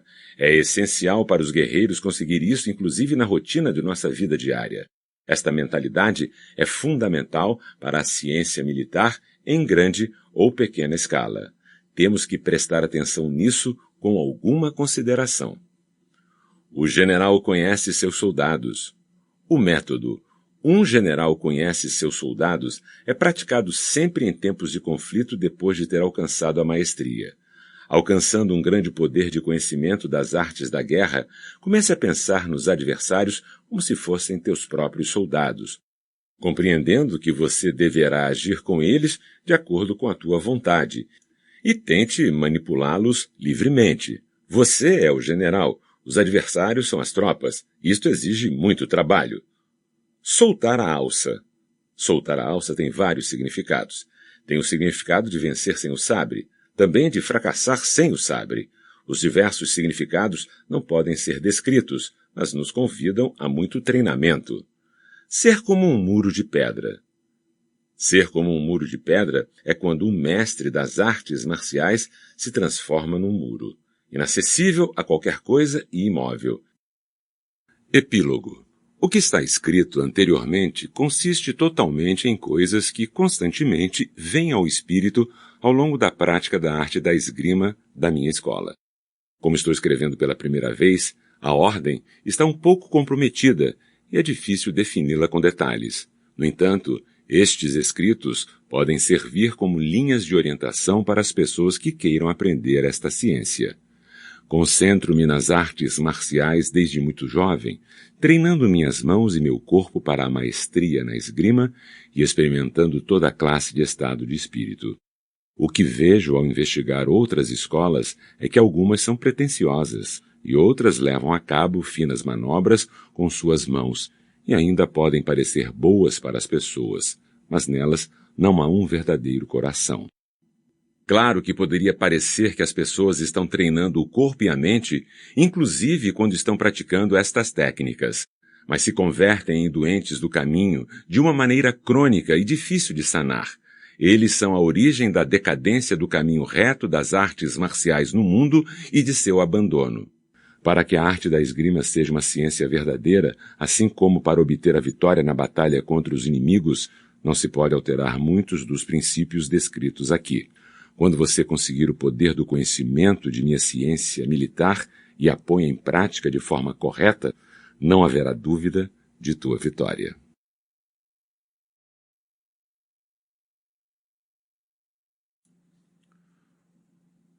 O manuscrito do vento.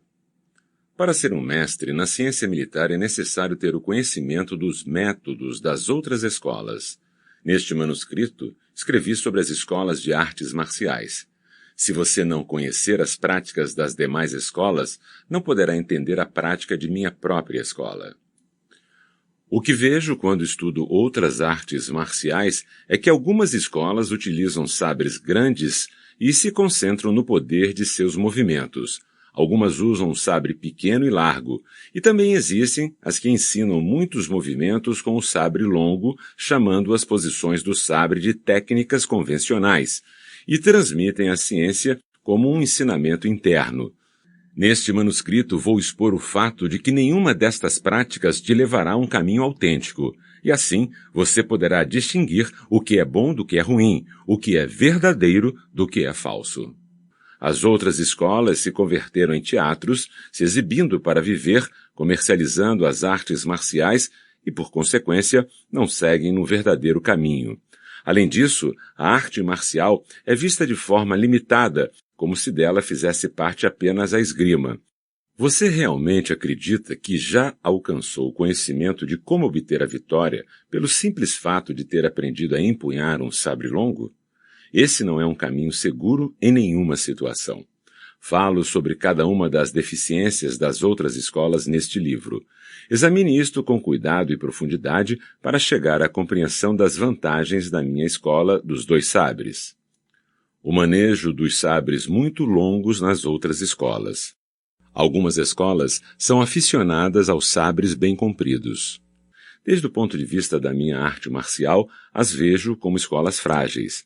A razão para isto é que estas escolas não sabem vencer o adversário por qualquer meio necessário, considerando que sua virtude está no comprimento do sabre. Querem que seus sabres sejam muito compridos para poder obter a vitória sobre o inimigo à distância. Mas isso é um perigo. Tentar vencer a distância tirando vantagem do comprimento do sabre é desconhecer os princípios das artes marciais. Por isso considero este tipo de ensinamento um fracasso. Quando você estiver lutando com um adversário e tenha pouco espaço para isso, quanto mais comprido o sabre, mais difícil será atacar com ele. Você não poderá brandir o sabre para trás e para frente com suficiente desenvoltura, te atrapalhando mais do que ajudando. Nestas circunstâncias, você estará em situação pior do que alguém que esteja manejando um sabre pequeno. Aqueles que preferem os sabres muito compridos possuem suas razões, mas a lógica apenas eles sabem qual é. Desde o ponto de vista do autêntico caminho do mundo, isto é ilógico. É inevitável perder utilizando um sabre mais curto e não um sabre muito longo. Suponha que você se veja cercado por todos os lados. Nesta situação, por exemplo, usar um sabre muito comprido é duvidar da ciência das artes marciais. Além disso, há pessoas que não têm a força física necessária para empunhar um sabre dessas dimensões. Desde a antiguidade, se diz que o grande inclui o pequeno. Portanto, não é uma questão de desprezar indiscriminadamente o comprimento, é uma questão de desprezar a atitude de se contar apenas com o comprimento. No contexto da ciência militar, em grande escala, um sabre muito comprido é como um grande contingente de tropas, um mais curto é como um pequeno contingente.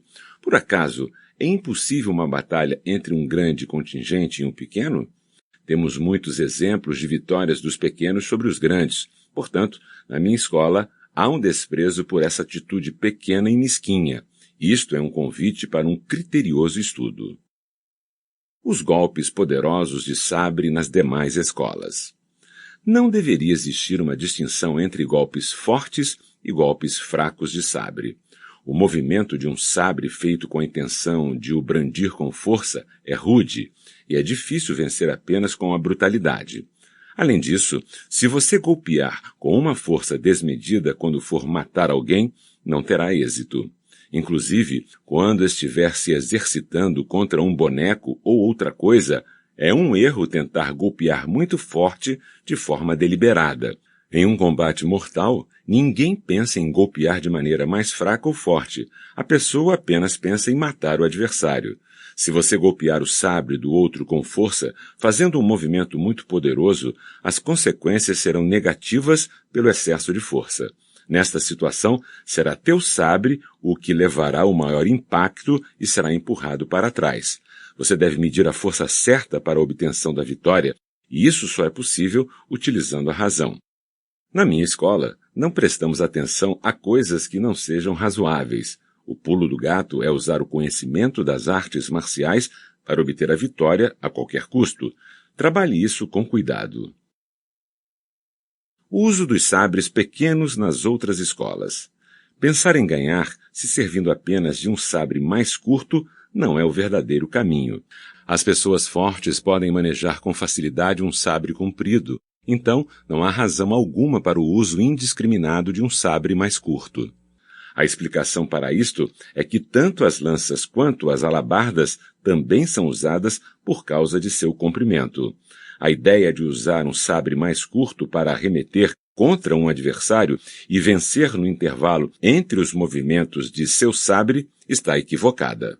Além disso, quando você fica atento para descobrir algum lapso do inimigo, todo o resto fica descuidado e se produz uma sensação de estagnação que deve ser evitada. Se você tentar usar uma arma curta para penetrar as defesas do adversário, irá fracassar, pois o sabre curto não será de utilidade no meio de um grupo muito grande de inimigos. Se você pensa que a vantagem de ter uma arma mais curta é a capacidade de penetrar no meio de uma multidão com liberdade para conseguir brandir tua arma de um lado a outro, então você tende a agir com uma atitude defensiva, em um estado de espírito distraído. Esta tática não é uma na qual possamos confiar. Talvez você possa remeter contra os adversários de uma forma poderosa e direta, empurrando-os para fora de sua posição, obrigando-os a entrar em confusão e tomando o caminho que conduz unicamente a uma vitória certeira. Esta lógica também se aplica na ciência militar em grande escala. Em igualdade de condições, você pode atacar o inimigo de repente e destruí-lo de uma vez. Esta atitude é a essência da ciência militar. No geral, quando alguém estuda as artes marciais, pratica o parar, desviar, evitar os golpes e sair ileso. Em consequência, suas mentes são arrasadas por este método e acabam sendo manipulados pelos outros. O caminho das artes marciais é direto e franco, e por isso é essencial tentar dominar e vencer os adversários.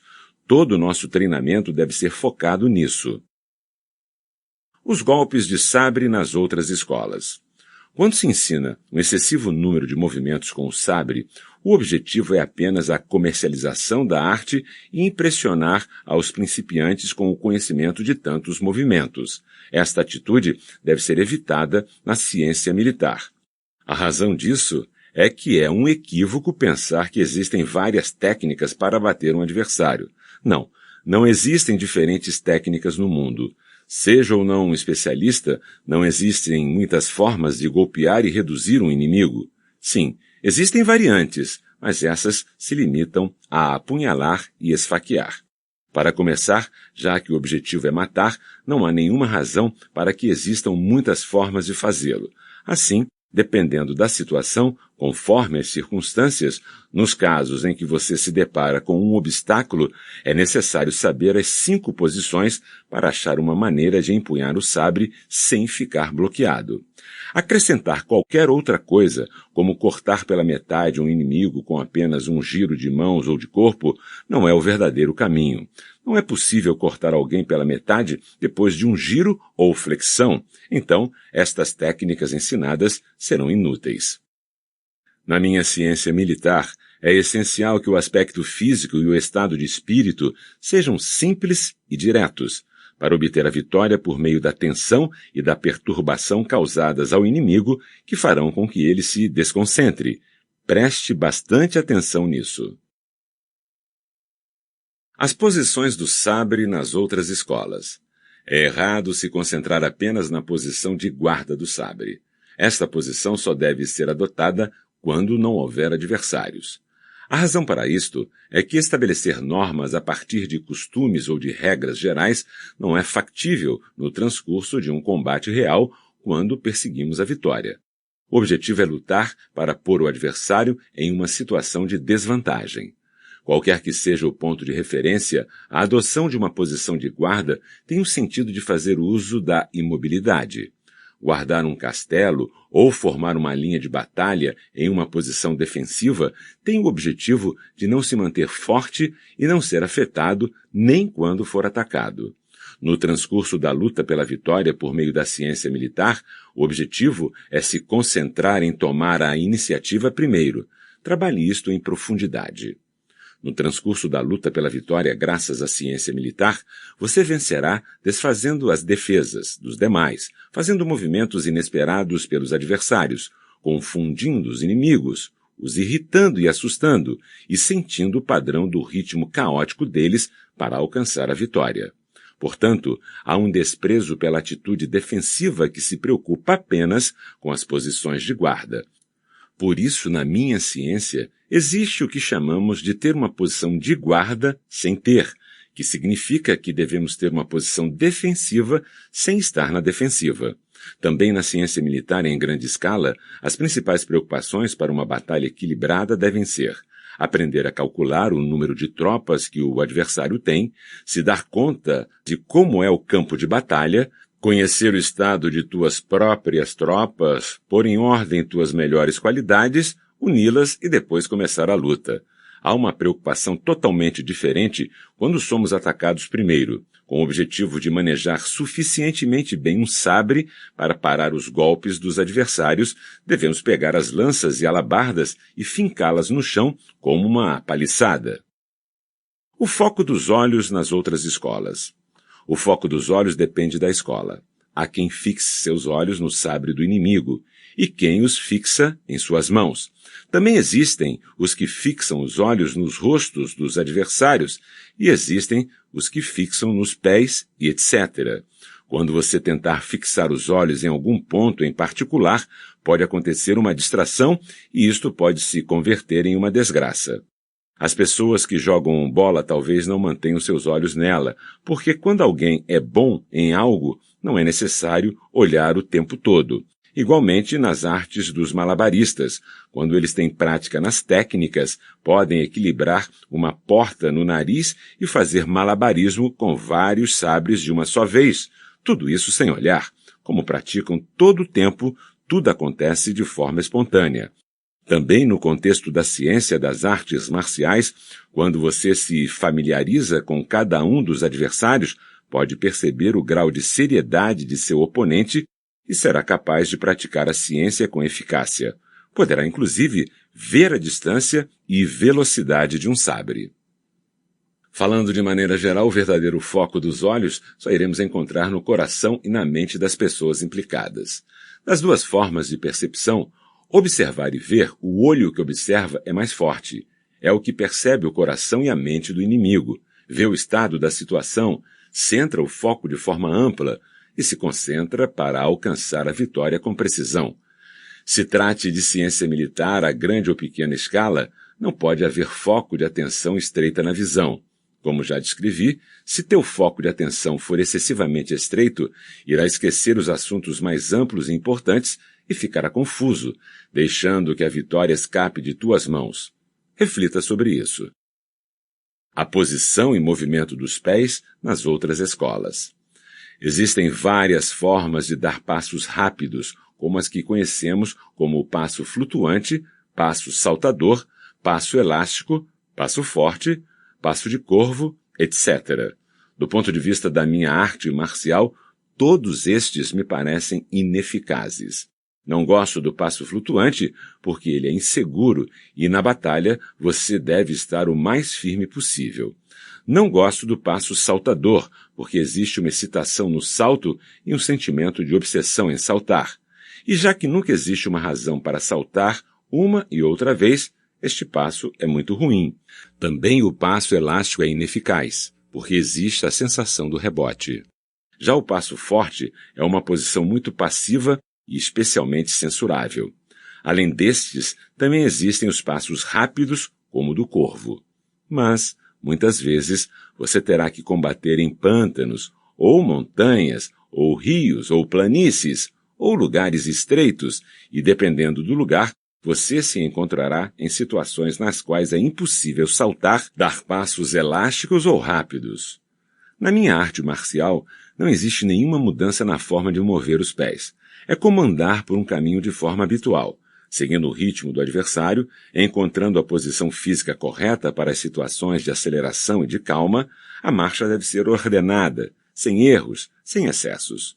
Também na ciência militar em grande escala, é fundamental o movimento dos pés. A razão para isso é a seguinte: se você atacar de forma indiscriminada, sem conhecer as intenções de teu inimigo, irá perder o ritmo e será difícil vencer. Do mesmo modo, se você marchar com tranquilidade, mas não notar quando o adversário estiver desmoronando, irá perder o ponto da vitória. É essencial perceber o desânimo dos inimigos e superá-los sem deixá-los ter um momento de descanso. Isto exige uma prática e um treinamento profundos. O uso da velocidade nas outras escolas. Nas artes marciais, a velocidade não é o verdadeiro caminho. No que se refere a isso, a questão da rapidez ou lentidão em qualquer coisa vem do fracasso de harmonizar com o ritmo. Quando dominamos uma arte ou uma ciência, não parece que fazemos as coisas com rapidez. E como diz o ditado, o mais rápido se cansa e pode não chegar a tempo, mas também o mais lento pode chegar tarde demais. A atuação de um expert parece relaxada, mas ele nunca perde o ritmo. Os movimentos das pessoas treinadas não parecem apressados. A rapidez é especialmente ruim no contexto das artes marciais. Quer dizer, neste caso também, dependendo do lugar, é impossível que nos movamos ou que consigamos correr. Com um sabre comprido, você não irá conseguir matar com rapidez. Por outro lado, com um curto, se tentar fazê-lo de forma muito rápida, poderá não conseguir cortar o inimigo. É complexo, mas devemos refletir sobre isso. Também na ciência militar em grande escala, é ruim o sentimento de velocidade e pressa. Quando as pessoas se apressam e correm, é essencial fazer o contrário, ficar tranquilo e calmo, sem se deixar arrastar pelo caos. A forma de trabalhar neste estado de espírito exige treinamento e prática. O mundo interior e o mundo exterior nas outras escolas. No contexto das artes marciais, o que é do mundo interior e o que é do mundo exterior? Existem escolas que diferenciam o interior da superfície. Minha forma de ensinar artes marciais é fazer com que os principiantes aprendam e pratiquem as técnicas que são facilmente dominadas, ensinando os primeiros princípios que podem entender rapidamente. Em relação aos assuntos que suas mentes têm dificuldade em compreender, vou ensinando de maneira gradual, passo por passo.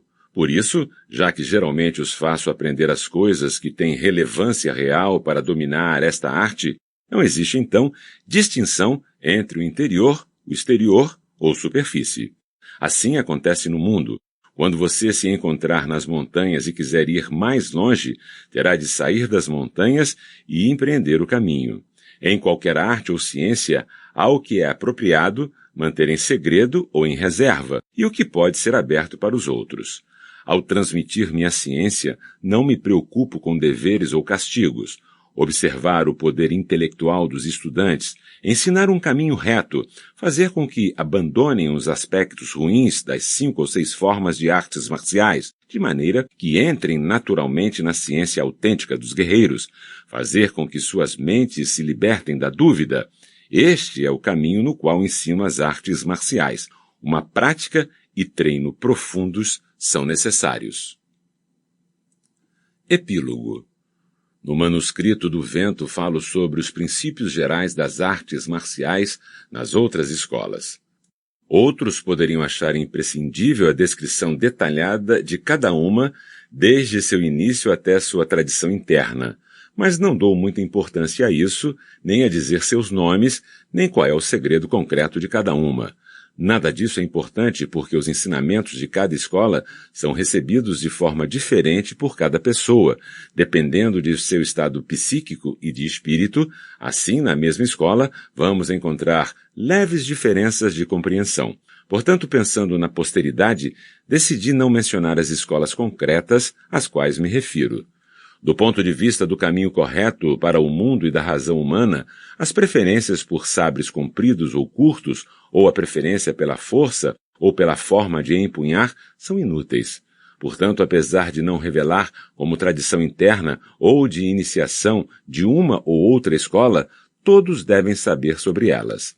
Na minha escola, não existe distinção entre a tradição de iniciação e a interna no que diz respeito ao sabre comprido. Não existe a posição de guarda definitiva. Se trata apenas de compreender em teu coração e em teu espírito suas qualidades mais eficazes. Isto é o essencial da arte marcial.